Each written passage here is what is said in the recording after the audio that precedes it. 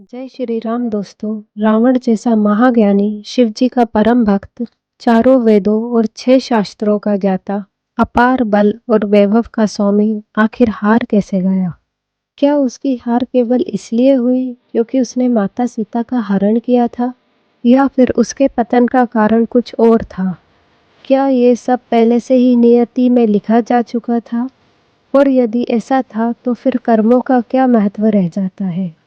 आज का ये चैप्टर केवल रामायण की एक घटना नहीं, बल्कि मनुष्य के अहंकार, उसके मन, उसके निर्णय, उसके अंत की कहानी है।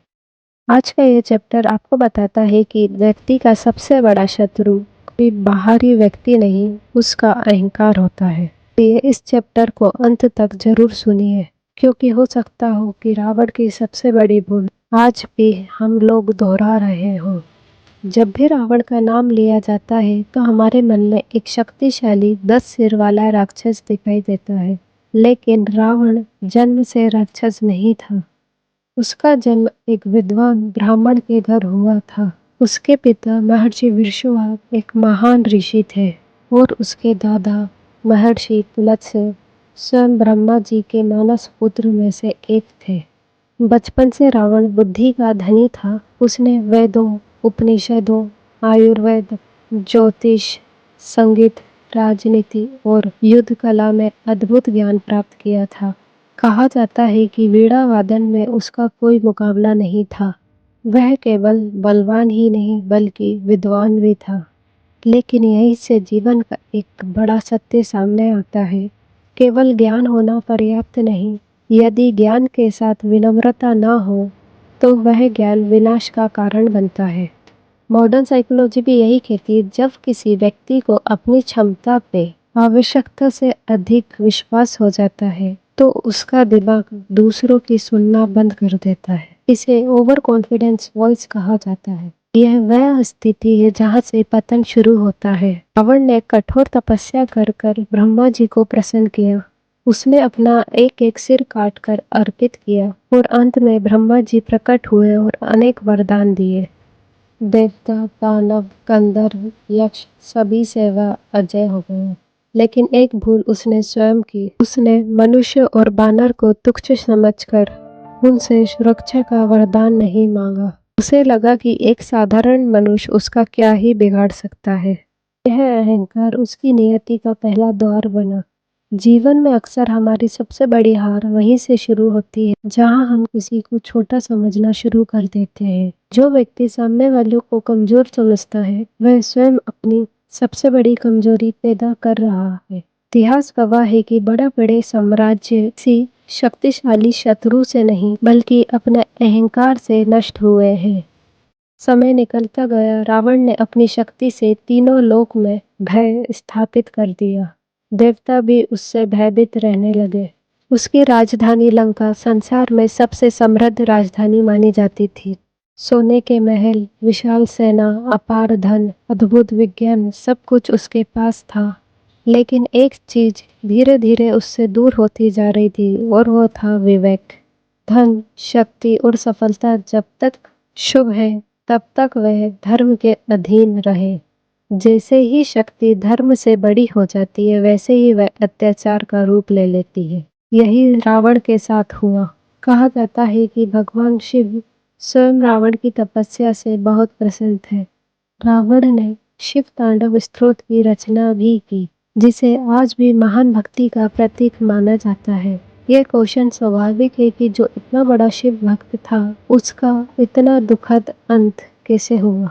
नहीं, रामायण हमें भक्ति का सबसे बड़ा रहस्य सिखाती है। केवल पूजा करना ही भक्ति नहीं है। यदि पूजा के साथ धर्म ना हो, करुणा ना हो, संयम ना हो, तो भक्ति अधूरी है।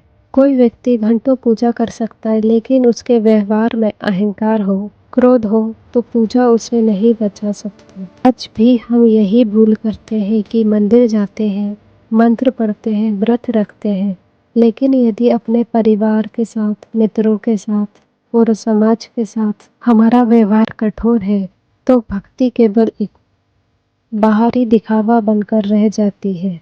भगवान को शब्दों से ज्यादा अधिक हमारा आचरण प्रिय होता है। अब प्रश्न उठता है कि क्या केवल सीता हरण ही रावण का हार का कारण बना? उत्तर है नहीं। वास्तव में रावण का पतन उससे बहुत पहले शुरू हो चुका था। जब किसी व्यक्ति का मन सत्य को सुनना बंद कर देता है, तब उसका विनाश निश्चित हो जाता है। इसका सबसे बड़ा उदाहरण रावण का अपना भाई विभीषण है। विभीषण ने रावण को बार बार समझाया कि माता सीता को सम्मान पूर्वक भगवान श्री राम को लौटा दो, युद्ध मत करो, धर्म के विरुद्ध मत जाओ। लेकिन रावण ने इसे सलाह नहीं, केवल अपमान समझा। यहाँ एक सिद्धांत और सामने आता है। जब व्यक्ति का अहंकार बहुत बड़ा हो जाता है, तब व्यक्ति केवल वही सुनना चाहता है जो उसे अच्छा लगे। जो लोग सत्य बोलते हैं वह उसे शत्रु नजर आते हैं।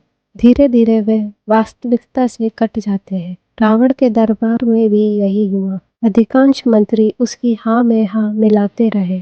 केवल विभीषण ने सत्य कहा, लेकिन सत्य अक्सर कड़वा होता है। रावण ने अपने सबसे शुभ चिंतक भाई को ही राज्य से निकाल दिया। जरा सोचिए, क्या हमारे जीवन में भी ऐसा नहीं होता है? जब कोई हमारी गलती बताता है तो हम उसे अपना विरोधी मान लेते हैं, लेकिन जो व्यक्ति हमारी गलतियां बता रहा है, वास्तव में वह हमारा हितैषी है। कोई यह भ्रम था कि उसकी शक्ति ही उसकी सबसे बड़ी सुरक्षा है, लेकिन रामायण बताती है कि सबसे बड़ी शक्ति धर्म है।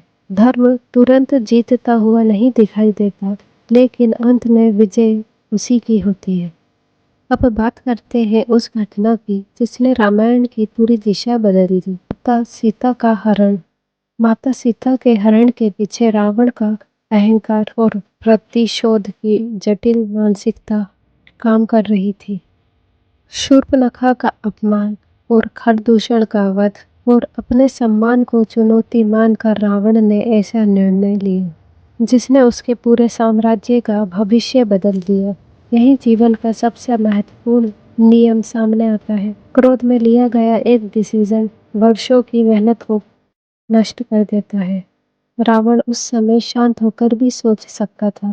वह चाहता तो युद्ध से बच भी सकता था, लेकिन जब मन पर अहंकार और क्रोध का कंट्रोल हो, तब बुद्धिमान व्यक्ति भी गलत डिसीजन लेता है। इसलिए श्रीमद् भगवद गीता में भगवान कृष्ण कहते हैं कि क्रोध से मोह उत्पन्न होता है और मोह से स्मृति का नाश होता है।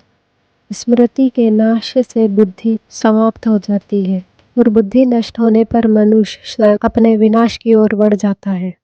आज का भक्ति चैप्टर आपको यह सिखाता है कि रामायण केवल एक धार्मिक ग्रंथ नहीं, बल्कि मानव मन का एक दर्पण है जो हमें जीवन जीना